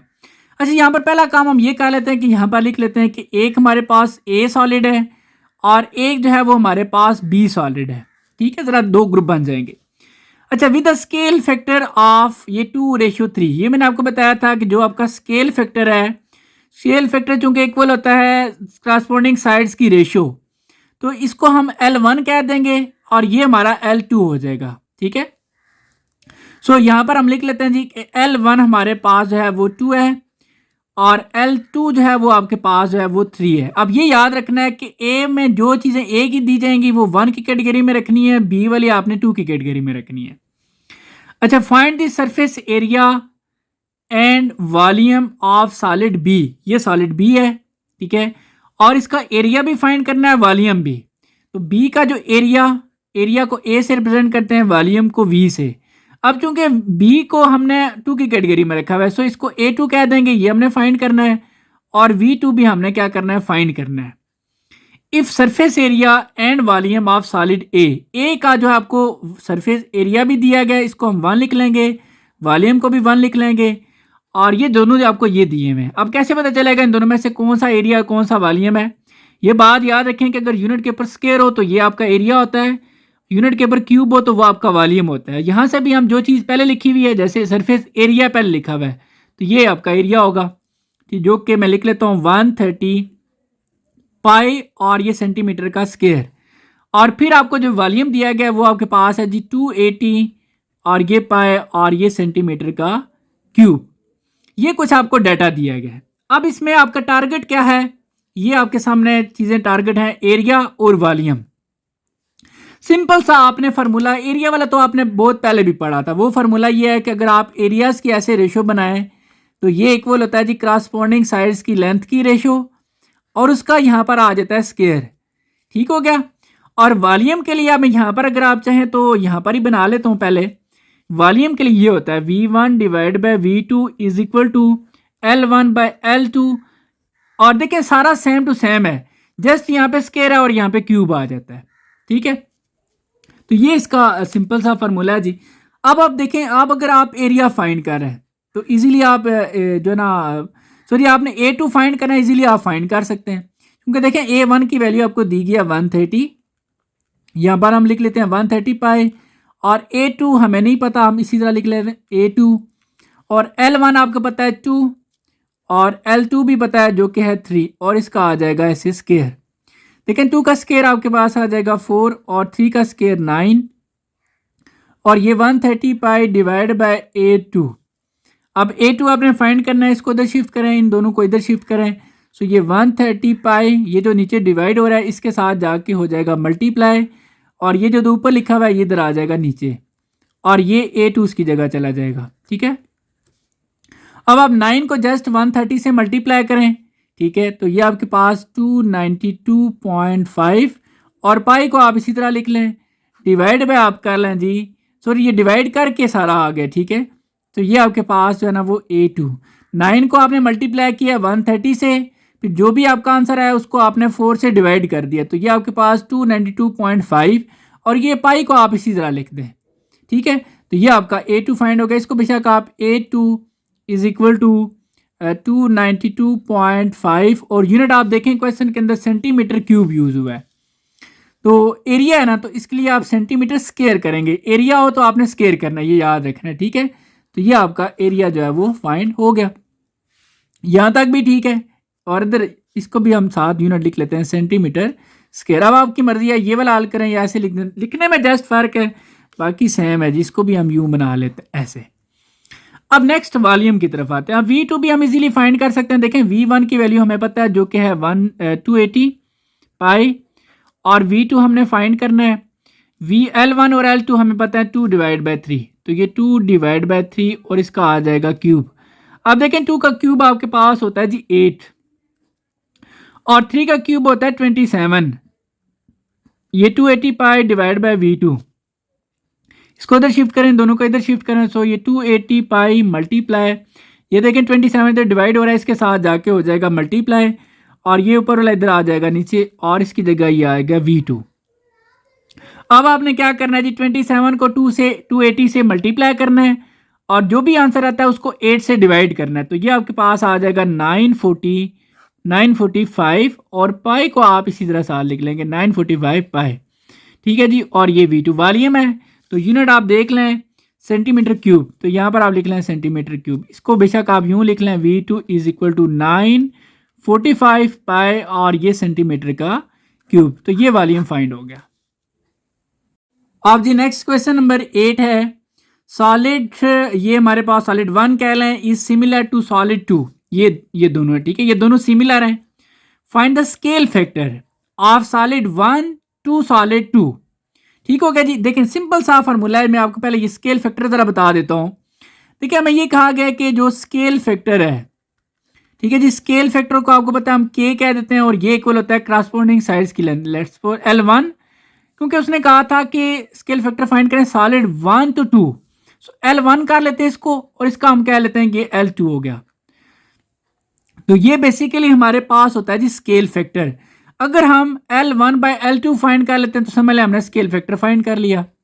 बस ये याद रखना है, क्योंकि इसने 1/1 to 2 का है ना, इसलिए इसने 1 to 2 करना है, 2 को ऊपर नहीं लिखना, ठीक है।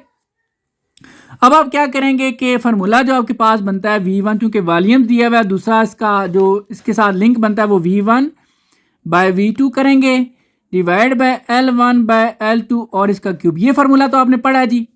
अब आप देखें V1 की वैल्यू आपको दी गई है 8 पाई, तो यहाँ पर आप लिख लेंगे 8 पाई, और V2 की वैल्यू आपको दी हुई है 125 पाई, ठीक है। इसको आप V1 कह दें, इसको आप V2 कह दें, और ये आपने इसी तरह लिख देना L1/L2 और इसका क्यूब। ये बेसिकली यही बेसिकली स्केल फैक्टर है जो कि हमने फाइंड करना है, ठीक है, सॉलिड 1/2 सॉलिड 2। अब ये पाई और पाई तो हो गया कैंसिल, और अब आप क्या करें जी, इसको आप लिख लें, ये आपके पास 8 डिवाइड बाय 125, और ये L1/L2 और इसका आ जाएगा क्यूब। अब आपने जस्ट क्यूब खत्म करना है, तो क्यूब खत्म करने का तरीका यह है कि आप क्यूब रूट ले लें, बेशक यहाँ पर लिख लें जी, taking cube root on both side, ठीक है। तो यहाँ पर 8 डिवाइड बाय 125 क्यूब रूट को ऐसे लिखा जाता है, क्यूब इसके रूट बना के यहाँ पर छोटा सा 3 लिख देते हैं, L1/L2 और इसका ये क्यूब, और यहाँ पर क्यूब रूट। तो नेक्स्ट स्टेप देखते हैं, अजान हो रही है जी, फिर हम करते हैं ब्रेक के बाद। तो यहाँ पर हम पहुँचे थे जी, हम दोबारा से स्टार्ट करते हैं। क्यूब रूट ले रहे थे जी, तो ये हमारा हो गया कैंसिल, तो ये L1/L2। देखें यहाँ पर ये वैसे आप कैलकुलेटर पे क्यूब रूट ले सकते हैं, लेकिन एक तरीका और भी बताता हूँ। देखें अब 8 है ना, तो यहाँ पर अगर आपको पता है कि 8 को आप 2 की पावर 3 लिख सकते हैं, वो 3 और ये 3 कैंसिल हो जाएगा, यहाँ पर आ जाएगा 2। 125 को आप लिख सकते हैं 5 की पावर 3 से कैंसिल हो जाएगा, 5 आ जाएगा। ये तो आप कैलकुलेटर पे देखें 8 का क्यूब रूट 2 आएगा, 125 का 5 आ जाएगा। सो ये रेशो आपकी फाइंड होगी। इसको बेशक आप L1/L2 इधर लिख लें, और ये 2/5 इधर लिख लें, इसको रेशो की फॉर्म में लिखें, L1/L2 और ये 2/5। तो ये आपने देखा जी, ये हमारा फाइंड हो गया। ये बेसिकली स्केल फैक्टर है, ठीक है, जो कि फाइंड हो गया 2/5। यही हमने फाइंड करना था। मैं दोबारा से रिपीट कर रहा हूँ, स्केल फैक्टर कहते हैं L1/L2। अगर हम ये फाइंड कर लेते हैं तो समझ लें हमारा क्वेश्चन सॉल्व हो गया। इसको फाइंड करना बड़ा आसान है, क्योंकि इसका ये फार्मूला है, ये वॉल्यूम तो हमें पता है, हम इजीली ये फाइंड कर लेते हैं। ठीक हो गया जी, तो ये आपका क्वेश्चन कंप्लीट हो गया। अब next question number 9, solid A and solid B are mathematically similar. मतलब दो फिगर हैं, एक सॉलिड ए है और एक बी है। सपोज हम यहाँ पर लिख लेते हैं जी, ए है और ये बी है, ये हमारे पास दो शेप्स हैं और ये सिमिलर हैं। दी वॉल्यूम ऑफ सॉलिड ए, ये जो ए वाला है, ठीक है, ये इसका वॉल्यूम हमें दिए गए 32। अब लेट्स सपोज हम ए वाली कैटेगरी जो है उसको 1 कह लेते हैं, और ये हमारे पास आ जाएगा जी 32 और ये centimetre cube. The volume of solid B is, B का वॉल्यूम भी दिया गया और बी वाले को हम 2 की कैटेगरी में लिख लेते हैं, और ये हमारे पास 108 और centimetre cube. The height of solid A, अच्छा, हाइट को बेशक आप एल लिख लें या एच लिख लें, आपकी मर्जी है। तो मैं H1 लिख लेता हूँ, ठीक है। H1 जो है ना वो, क्योंकि ए है ना तो हम इसलिए इसको 1 कह देते हैं। ये हमारे पास हो गया 10 सेंटीमीटर। हाइट को मैंने एच कह दिया और ए है तो इसलिए H1 कह दिया। अब find the height of solid B. Height of B, ये हाइट बी की है ना, H2 हमने फाइंड करना है। आप चाहें तो यहाँ पर आप L1 L2 भी यूज़ कर सकते हैं, कोई मसला नहीं है। फार्मूला वही है जी, थोड़ा सा इसको बस आपने ऐसे लिख लेना, V1/V2 is equal to H1/H2 और इसका क्यूब। आप सोच रहे होंगे यहाँ पर तो हम L1/L2 लिखते थे, वो भी ठीक है, आपकी मर्जी है, ठीक है, परेशान नहीं होना। आप एक ही बात है, मैं लिख के बता देता हूँ, V1/V2 L1/L2 इसका क्यूब करें, या फिर ठीक है आप V1/V2 करके H1/H2 कर लें, इसका क्यूब कर लें, दोनों ठीक है, ठीक है, आपकी मर्जी है। आप चूंकि क्वेश्चन में जरा हाइट का जिक्र किया तो मैंने एच का लेटर जो है वो यूज कर लिया, बाकी कोई मसले वाली बात नहीं है। अब देखें, V1 आपको दिया गया 32 और V2 आपको दिया गया 108, तो यहां पर आप लिख लेंगे 108 इज इक्वल टू H1 आपके पास है जी 10 और H2 जो है वो आपने फाइंड करना है, इसको आप H2 ही रहने दें और इसका आप कर लें जी ऐसे क्यूब, ठीक हो गया। अब देखिए 10 का क्यूब आपके पास आ जाएगा 1000 और H2 का क्यूब यानी कि H2 और इसका क्यूब ऐसे ही रहने दें, ठीक है। और ये 32 डिवाइड बाय 108, आपने H2 फाइंड करना है, इसको आप इधर शिफ्ट करें, इसको इधर शिफ्ट कर लें। सो पहले तो ये देखें, ये 108,000 के साथ जाके मल्टीप्लाई होगा तो ये 108 और ये दोनों एक्सचेंज होंगे, यानी कि 32 जो है ना वो 1000 के साथ जाके डिवाइड हो जाएगा और ये वाला जो है ये इसकी जगह शिफ्ट हो जाएगा H2 और इसका ये क्यूब। इस दोनों को मल्टीप्लाई करके जो भी आंसर आता है 32 से अगर आप डिवाइड करें तो ये आपके पास आ जाएगा 3375, ठीक है, H2 क्यूब। अब देखें क्यूब हमने खत्म करना है, हमें सिर्फ H2 की वैल्यू चाहिए, तो क्यूब खत्म करने के लिए आप क्यूब रूट ले लें। तो यहाँ पर H2 और ये इसका क्यूब रूट हमने ले लिया, ठीक है जी, और ये 3375 और इसका भी हमने ये क्यूब रूट ले लिया। क्यूब रूट आप आसानी से कैलकुलेटर पे ले सकते हैं जी। जब इसका 33,775 का क्यूब रूट लेंगे तो ये आ जाएगा 15 और जैसे ये हो गया कैंसिल, तो ये H2 यूनिट आप देखें क्वेश्चन के अंदर सेंटीमीटर यूज हुआ है, तो इसके साथ भी आप जो है वो लिख लें जी सेंटीमीटर, तो ये H2 फाइंड हो गया। अब जी नेक्स्ट क्वेश्चन नंबर 10 है, P and Q are two similar solid. तो यहाँ पर हम लिख लेते हैं जी, एक हमारे पास P है और एक हमारे पास Q है। सॉलिड P है सरफेस एरिया, ये जो P वाला है इसका एरिया आपको दिया है, एरिया को हम A से रिप्रेजेंट करते हैं, P वाले को हम 1 की कैटेगरी में लिख लेते हैं और इसका वॉल्यूम भी दिया हुआ है, ठीक है, तो ये V1 हो जाएगा। तो अगर हम यहाँ पर देखें तो इसका जो P का सरफेस एरिया एंड वॉल्यूम दिया गया, ये आपका एरिया है, तो इसके ऊपर स्क्वायर है, ये आपका एरिया है, ठीक है, याद रखना है 108 सेंटीमीटर स्क्वायर। नहीं तो जो चीज़ पहले लिखी हुई है इधर से ये पहले और जो बाद में है वो बाद में, नहीं तो आप यूनिट से भी आइडिया लगा सकते हैं, जिसके ऊपर क्यूब हो वो वॉल्यूम होता है। तो ये 135 centimetre cube respectively. Find volume of solid Q, इस Q वाला जो है इसका वॉल्यूम ये हो जाएगा फिर V2, ये आपने फाइंड करना है। इफ़ Q है सरफेस एरिया, एरिया आपको दिया गया, इसको हम A2 कह देते हैं, जो कि हमारे पास 300 सेंटीमीटर का स्क्वायर। तो ये हमने कुछ डाटा बना लिया जी, बड़ा आसान है। देखें हम सबसे पहले क्या करेंगे, हम जो है ना वो एरियाज का फार्मूला यूज करेंगे। यहाँ पर दो फार्मूला बेसिकली यूज होंगे, मैं आपको यहाँ पर सिखा देता हूँ। देखें रीजन भी बता देता हूँ। देखें A1/A2 is equal to L1/L2 या H1 भी कह सकते हैं, और इसका होता है स्क्वायर, ये होता है एरिया का। वॉल्यूम में क्या होता है, V1/V2 is equal to L1/L2 और इसका आ जाता है क्यूब। देखिए टारगेट हमारा बेसिकली वॉल्यूम है, लेकिन वॉल्यूम में ये है कि फिर आपको ये दोनों चीज़ें पता हों तब आप यूज़ कर सकते हैं। ये तो चलें पता है V2 आपने फाइंड करना है, ये भी पता होनी चाहिए, लेकिन ये हमें नहीं पता। तो ये चीज़ बेसिकली हम यहाँ से फाइंड करेंगे, क्योंकि ये दोनों पता है तो ये हम फाइंड कर लेंगे और ये वैल्यू यहाँ पे पुट करेंगे तो वॉल्यूम भी फाइंड हो जाएगा। ये बेसिकली टारगेट है। अब A2 की वैल्यू आप देखें तो वो आपके पास है 108, A2 की वैल्यू आपके पास है जी 300 और L1/L2 और इसका आ जाएगा स्क्वायर। स्क्वायर खत्म करना है तो स्क्वायर रूट ले लें, ठीक है, तो यहाँ पर बेशक लिख लें square root, taking square root, या डायरेक्ट आपको समझ आ गया तो आप ऐसे लिख लें। तो ये L1/L2 और ये इसका आ गया square root, square root cancel हो गया। L1/L2 108 को पहले आप 3 जो है ना वो 100 से डिवाइड कर लें, ठीक है, और फिर आप उसका जो है ना वो या डायरेक्ट आप कैलकुलेटर पे लें, फुली फंक्शनल अगर आपके पास कैलकुलेटर है तो आपके पास इजीली आ जाएगा 3/5, ठीक है जी। तो इसको आप ऐसे लिख लें L1/L2 इज इक्वल टू 3/5। तो ये बेसिकली हमारे पास जो ये वैल्यू हमें रिक्वायर्ड है, चाहिए थी, ताकि हम इसमें पुट करें और ये फाइंड कर सकें। तो ये हमने फाइंड कर ली। अब ये L1/L2 की वैल्यू जो है ना 3/5, यहाँ पर 3/5 पुट कर लेंगे। देखें V1 तो हमारे पास है 135, V2 हमने फाइंड करना है, इसकी वैल्यू हमारे पास अब भी आ चुकी है जो कि है 3/5, और ऊपर इसी तरह आ जाएगा क्यूब। साइड पे बेशक मेंशन कर दें कि L1/L2 हमारे पास है 3/5, ये हमने फाइंड किया है। अब 3 का जो क्यूब होता है वो होता है 27, 5 का जो क्यूब है वो है 125, ये 135 डिवाइड बाई V2 को इधर शिफ्ट करें, सारे को इधर शिफ्ट करें, 135 मल्टीप्लाई, ये इधर आ जाएगा, ऊपर मल्टीप्लाई हो जाएगा और ये इधर नीचे आ जाएगा, इज इक्वल टू V2। इन दोनों को मल्टीप्लाई करें, जो आंसर आता है 27 से डिवाइड कर लें, तो ये आपके पास 625, और ये वॉल्यूम है तो यूनिट देखें सेंटीमीटर क्यूब यूज हुआ है।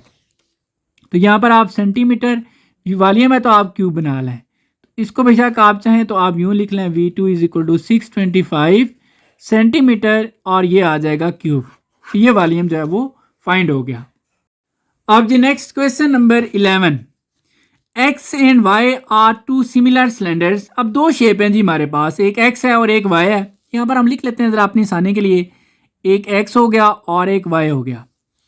Such that base area of X ratio base area of Y, इधर से देखें X पहले था ना, तो ये X है और ये दूसरे नंबर वाला ये Y है, और ये एरिया है, ठीक है, यानी कि एरिया जो X का एरिया ना ऐसे, ठीक है, X के एरिया को हम A1 कह देते हैं, जो कि हमारे पास है जी 16, ठीक है, और जो Y का एरिया है जी वो हमारे पास 25 है, तो Y के एरिया को हम A2 कह देते हैं, जो कि है 25।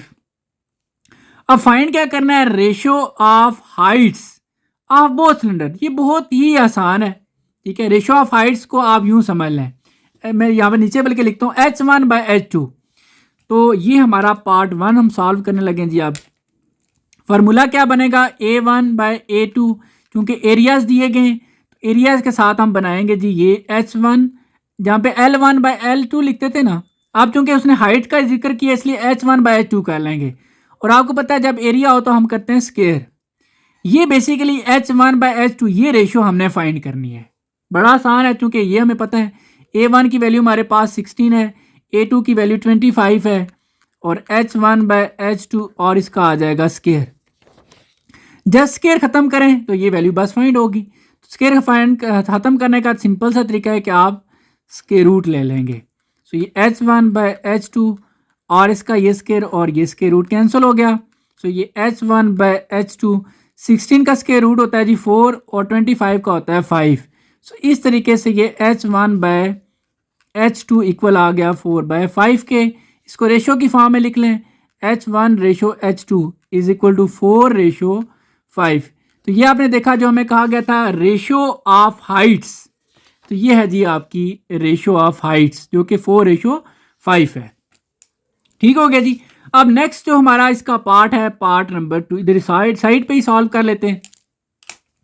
उसमें है जी ratio of areas of curved surface of cylinder. आपको एक तो एरियाज दिए गए हैं वो बेस का था, ठीक है, अब एक और आपने एरियाज की रेशियो फाइंड करनी है जो कि कर्व सरफेस है उसकी। बड़ा आसान है, आपके पास ये एक सिंपल सा फार्मूला है जी A1/A2, एरिया की बात हुई है, और इसके अलावा आप H1/H2 और इसका कर लेंगे स्क्वायर। ये रेशियो आपने फाइंड करनी है। ये जो आपको गिवन है ये उसकी बेस की थी, ठीक है। अब हमने कर्व सरफेस की जो ना एरिया उसका फाइंड करना है। बड़ा आसान है, ये रेशियो हमने फाइंड करनी है H1/H2, ये अभी हमने फाइंड किया जी, ये आप देख सकते हैं 4/5 है। तो यहाँ पर इसका मतलब ये हो गया कि ये हमारे पास 4/5, यहाँ से आप देख लें ये H1/2 की वैल्यू 4/5, तो ये हमने लिख ली। और इसका हम करेंगे स्केयर, तो 4 का स्केयर हमारे पास आ जाएगा जी 16 और 5 का स्केयर आ जाता है 25। सो ये हमारे पास A1/A2, इसको रेशो की फॉर्म में लिख लें, A1/A2 इज इक्वल टू 16, इसको दोबारा से लिख लेते हैं 16/25। तो ये हमारे पास जो एरियाज़ की रेशो, ये एरियाज़ कौन सा है, कर्व सरफेस एरिया जो है, ठीक है, एरिया ऑफ कर्व सरफेस, ये फाइंड हो गया। अब हम आते हैं जी तीसरे पार्ट के ऊपर, यहाँ पर ही हम सॉल्व कर लेते हैं जी इसका जो थर्ड पार्ट है। अब पढ़ लेते हैं पहले पार्ट है क्या, रेशो ऑफ वॉल्यूम। बड़ा आसान है जी, देखें वॉल्यूम का आपको पता है V1/V2 is equal to L1 या H1, क्योंकि आप यूज़ करें H1/H2 और इसका आ जाएगा जस्ट क्यूब। H1/H2 की वैल्यू तो आपको पता है, ये इजीली हम फाइंड कर सकते हैं, जो कि है 4/5। तो यहाँ पर 4/5 का आ जाएगा क्यूब। अब 4 का क्यूब होता है जी 64 और 5 का क्यूब होता है 125।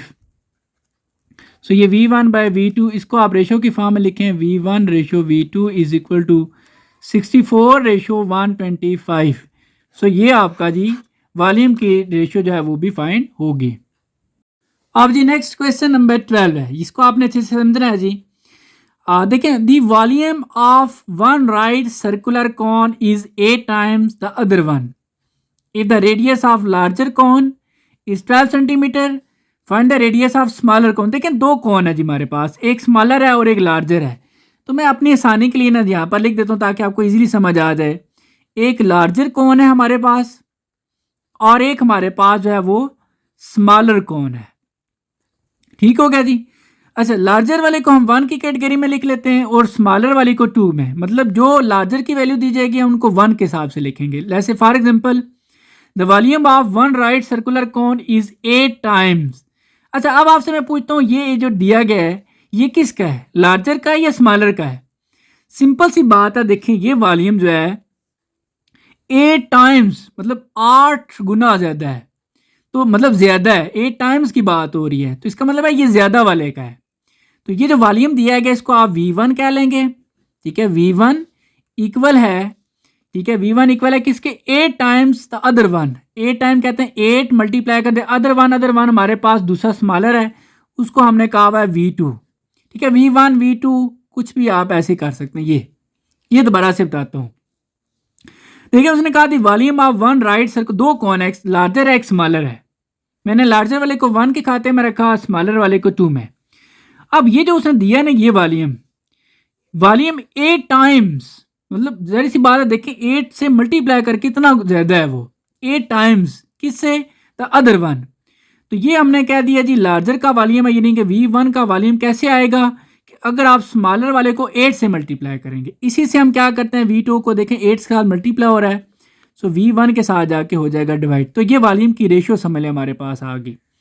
इससे अगर हम डिवाइड पे 1 कर लें तो समझ लें ये V1 है और ये V2 आ जाएगा, आपकी मर्जी है, ठीक है।